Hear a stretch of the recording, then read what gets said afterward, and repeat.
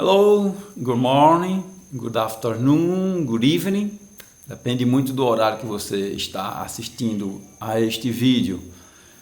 E hoje, nesse nosso vídeo, vou fazer uma pequena revisão do conteúdo da aula passada, que foi o be verb, né?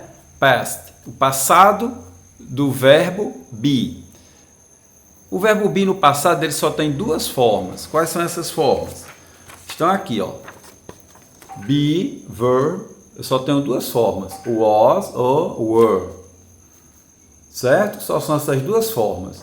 Eu tenho aqui o verbo was, o was significa somente era ou estava, e o verbo were significa era, estava, eram, estavam, éramos e estávamos. Você pode até ter um pouquinho de dificuldade de entender aqui a letra, mas lá no documento você vai conseguir ler com muita tranquilidade, tá certo?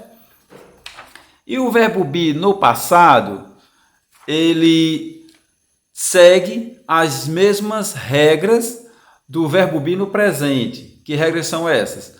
Na afirmativa, sempre eu tenho o sujeito, mais o verbo be, mais o complemento.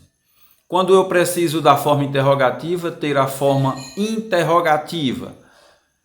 Eu vou simplesmente colocar o verbo be, was ou were, antes do sujeito. Por exemplo, I was tired. Eu estava cansado. Se eu quero interrogar, was I tired?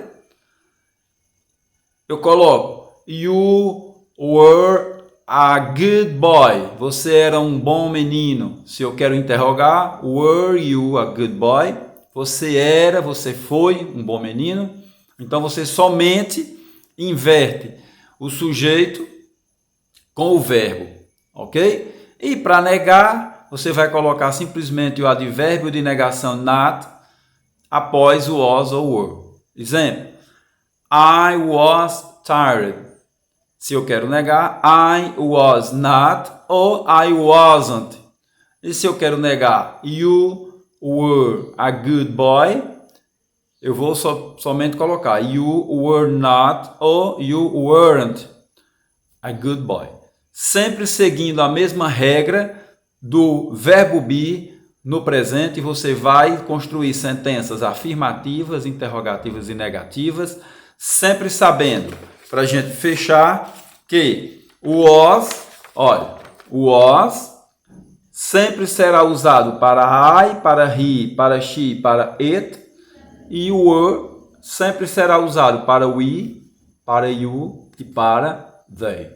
Ok? Então, leia o conteúdo lá na aula anterior, assista a este vídeo dando uma lida que você vai entender bem melhor. A gente se vê na next class. Bye!